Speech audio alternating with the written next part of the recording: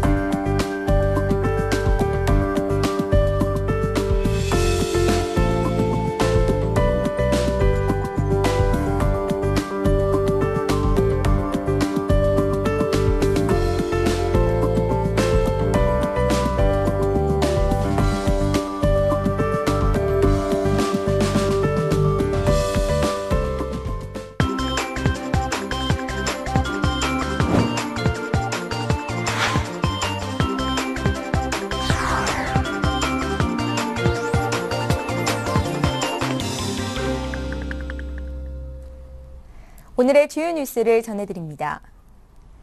삼성전자가 올 1사분기 분기 기준 사상 최대 영업이익을 기록했습니다. 삼성전자는 1분기 매출이 지난해 같은 기간보다 21.65% 늘어난 45조 원, 영업이익은 무려 96.61% 급증한 5조 8천억 원으로 잠정 집계됐다고 공시했습니다. 매출은 시장의 예상과 비슷한 수준이지만 영업이익은 어닝 서프라이즈로 평가됩니다. 갤럭시 노트를 비롯한 스마트폰이 1분기 세계 시장에서 애플을 제치고 1위에 오른 데다 일본 반도체 업체 엘피다의 몰락으로 디램 가격이 오르는 등 반도체 부문의 실적도 개선됐기 때문인 것으로 분석됩니다. 오늘 오전 지하철 2호선 을지로 3가역부터 신천역으로 향하는 구간에서 전동차 운행이 1시간 30분가량 중단돼 시민들이 불편을 겪었습니다. 특히 잠실철교위에서 전동차가 멈춰서는 바람에 다리를 걸어서 건너는가 하면 다른 교통수단을 이용하려는 시민들이 지하철역 주변에 몰리면서 큰 혼잡이 빚어졌습니다. 서울메트로는 강풍 때문에 잠실철교위에 팽팽하던 전선이 늘어지면서 전기가 끊긴 것으로 원인이 추정된다고 설명했습니다. 일본 정부가 독도는 일본 땅이라는 주장을 되풀이한 외교 청서 발표를 강행했습니다. 우리 정부는 깊은 유감을 표시하며 영토 주권에 도전하는 어떤 시도도 용납하지 않을 것이라고 강력 대응했습니다. 일본 정부는 오늘 오전 노다 요시히코 총리 주재로 내각회의를 열어 외교활동과 방향을 담은 2012 외교청서를 확정하고 외무성을 통해 발표했습니다. 외무성은 독도와 관련해 역사적 사실에 비추어도 국제법상으로도 명백하게 일본 고유의 영토라고 하는 독도에 관한 일본 정부의 입장은 일관된다고 명기했습니다. 지난해 8월 오세훈 전 서울시장이 사퇴한 후 한강변 초고층 개발 전략 사업 및 유도 정비구역 내 아파트들 값이 크게 떨어졌습니다. 부동산 정보업체인 부동산뱅크는 지역 아파트 시가총액이 8개월 만에 3조 6,200억 원가량 줄었다고 밝혔습니다. 주택시장의 장기 불황과 이 사업을 적극 추진했던 오 시장의 갑작스러운 사태가 겹치면서 이 지역 아파트의 몸값이 급감한 것으로 분석됩니다. 이르면 6월 중순부터 청년들이 받은 고금리 대출을 은행권이 비교적 낮은 금리로 흡수할 수 있을 것으로 전망됩니다. 은행연합회는 이를 위해 구체적 지원 대상, 적용금리, 대출 한도 등을 놓고 은행권과 협의하고 있다고 밝혔습니다. 이와 함께 미소금융중앙재단도 지원 자격을 구체화하고 정보 시스템 개발 등 준비 과정을 서둘러 끝낸 뒤 고금리 대출 전환 상품을 5월에 출시할 예정입니다. 오는 2050년 전 세계 인구가 93억 명에 달할 것이라는 전망이 나왔습니다. 유엔 경제사회국은 지난 2010년 약 70억 명인 세계 인구가 아시아와 아프리카의 대도시 인구 급증으로 40년 후에는 23억 명 늘어날 것이라고 밝혔습니다. 실제 전체 인구 증가분 중 86%는 아시아와 아프리카가 차지할 것으로 예상했습니다. 도시 인구의 증가가 가장 많은 나라로는 인도, 중국, 나이지리아, 인도네시아 등을 꼽았습니다. 어제 금융위원회가 벤처기업, 중소기업을 대상으로 주식 거래 시장인 코넥스 설립 계획을 발표했는데요. 이에 따라서 성장성이 높은 기업으로 주목은 받아왔지만 그동안 자금 조달에 애를 먹었던 약 4만여 개의 중소기업에도 숨통이 트일 것으로 전망이 되고 있습니다. 자세한 소식 한동훈 기자 연결해서 자세히 알아봅니다. 한동훈 기자. 예, 안녕하세요. 예, 코넥스가 정확히 어떤 시장인지 먼저 설명 부탁드립니다. 예, 코넥스는 어제 금융위원회가 창업 혹은 중소기업 금융환경 혁신 대책으로 내놓은 중소기업 전용 주식 시장입니다. 그동안 성장성이 높은 기업들이 큰 주목을 받으면서도 이 초기 리스크 때문에 투자금을 유치하는 데 어려움을 겪어왔는데요. 그래서 이들 기업들이 대부분 은행 대출에 의존해서 자금을 조달해 왔습니다. 금융당국이 이런 문제를 해결하기 위해서 발벗고 나선 것인데요. 중소기업 주식이 전용 거래되는 주식 시장을 만들어서 중소기업들의 자금 유치를 돕고 또 국가 경제를 지탱하는 중소기업이 살아날 수 있도록 하는 취지에서 만들어진 게 바로 코넥스입니다. 금융위는 코넥스 설립을 통해서 약 4만여 개의 중소기업들이 혜택을 볼 것으로 전망하고 있습니다. 예, 현재 코스닥이나 프리보드와 같은 중소기업들이 이용할 수 있는 주식시장이 있는데 금융당국이 굳이 제3의 주식시장을 만든 이유가 있을까요? 네, 우선 중소기업이나 창업기업에게 코스닥 시장의 문턱이 높기 때문입니다. 코스닥에 상장되려면 연 매출액 50억 원, 자기 자본 15억 원을 모두 충족시켜야 하는데요. 여전히 중소기업들에게 이 같은 조건을 만족시키는 것이 어려운 게 사실입니다. 실제로 최근 추세를 보면 코스닥 상장 기업 수가 해가 갈수록 감소하고 있고요. 특히 비상장 기업의 자금 창구로 여겨져 온 프리보드는 그나마 거래가 위축되고 있습니다. 금융당국은 이런 문제를 해결하기 위해서 코넥스 설립을 통해 은행 대출로 이자 부담에 시달리고 있는 중소기업을 돕고 코스닥 상장에 어려움을 겪는 기업들에게 자금 통로를 만들어주겠다는 계획입니다. 또한 최근 영국, 미국 등이 중소기업 전용 주식시장을 만드는 데 박차를 가하고 있는데요. 이런 국제적 흐름에 부응하기 위해서 코넥스 설립에 나선 것으로 보입니다. 예, 금융위가 밝힌 코넥스의 구체적인 운영 방안에 대해서 듣고 싶군요. 네, 코넥스의 가장 큰 특징은 종전 코스닥 시장보다 상장 퇴출 요건을 대폭 완화한 것입니다. 아까 말씀드렸다시피 코스닥은 연 매출액 50억 원, 자기 자본 15억 원을 모두 만족을 해야 상장될 수 있는데요. 금융위에 따르면 코넥스의 경우에는 코스닥의 3분의 1 수준인 연 매출액 17억 원, 자기 자본 5억 원 중 한 가지 요건만 충족해도 상장이 가능합니다.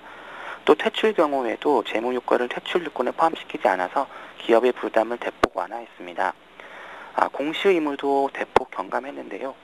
발행 공시의 경우에 코넥스 상장 기업이 장내에서 증권을 발행하는 경우 증권 신고서 제출을 면제하기로 했고, 유통 공시의 경우에도 사업 보고서를 약식으로 제출하고 분기, 반기 보고서 제출은 면제하기로 했습니다. 코넥스의 투자자는 자본시장법상 전문 투자자로 분류된 증권사, 펀드, 은행, 보험사, 국민연금 등으로 한정됩니다. 또 중소기업 투자의 전문성이 인정되는 벤처 캐피털도 투자 참여를 허용하기로 했고요. 다만 개인은 투자 리스크가 있기 때문에 원칙적으로 펀드를 통한 간접 투자만 허용하고 헤지 펀드에 5억 원 이상 투자할 수 있는 투자자로 한정됩니다. 주목할 만한 게 이 지정자문인 제도인데요. 증권사들이 지정자문인 자격을 부여받아 코넥스 상장 기업 발굴에서부터 상장 적격성 심사, 전문 투자자를 대상으로 주식을 판매하는 업무를 맡게 됩니다. 금융당국은 증권사들의 활발한 참여를 위해서 상장을 주관하는 회사에 대한 주식 보유 제한 기준을 완화하고 또 수수료 면제 등의 인센티브를 부여할 방침입니다. 네, 코넥스 향후의 전망은 어떻게 평가를 하시는지요? 네, 금융당국이 야심차게 코넥스 설립 방안을 들고 나왔는데요. 업계 반응이 만장일치로 호의적인 것은 아닙니다. 코넥스가 자금 조달에 애를 먹던 중소기업들에게 환영은 받고 있지만 일각에서는 코스닥 시장이 있는데 굳이 코넥스를 설립할 이유가 있냐는 지적도 나오고 있습니다. 특히 무엇보다 지정자문인 역할을 맡은 증권사의 참여가 관건인데요. 전문가들은 규제 완화를 통해서 코스닥 시장과의 차별화를 도모하고 증권사들에게 다양한 인센티브를 줘서 참여를 유도하는 것이 코넥스의 성공 요건이라고 밝히고 있습니다. 예, 증권부의 한동훈 기자와 함께했습니다. 고맙습니다. 네.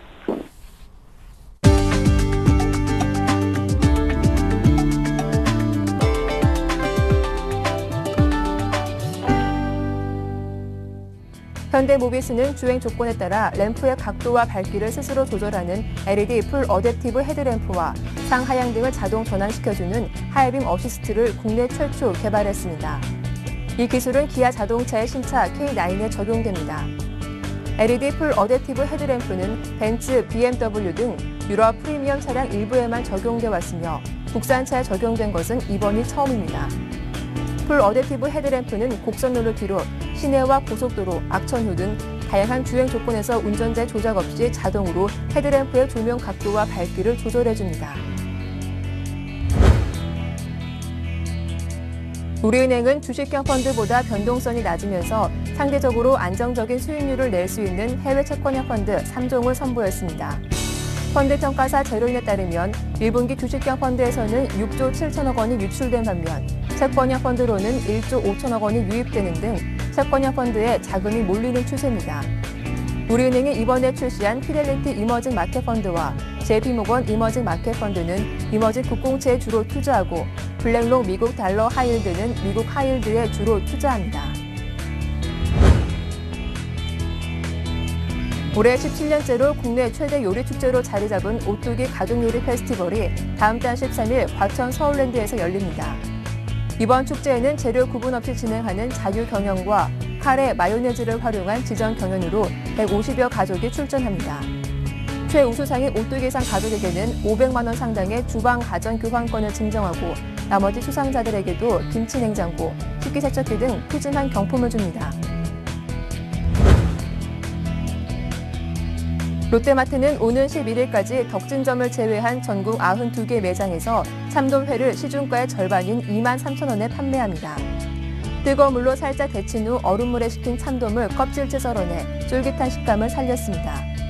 롯데마트는 참돔은 산란기가 5월에서 6월로 산란기를 앞두고 영양을 비축해주려는 습성 때문에 이맘때가 살이 꽉 차 가장 맛있는 시기라며 올해 초부터 토녀 외해 가두리 양식장에서 신선한 참돔을 대량 확보했다고 말했습니다. 예, 오늘 센 경제 현장은 여기까지입니다. 행복한 주말 보내시고요. 저희는 다음 주 월요일 이 시간에 다시 뵙겠습니다. 고맙습니다.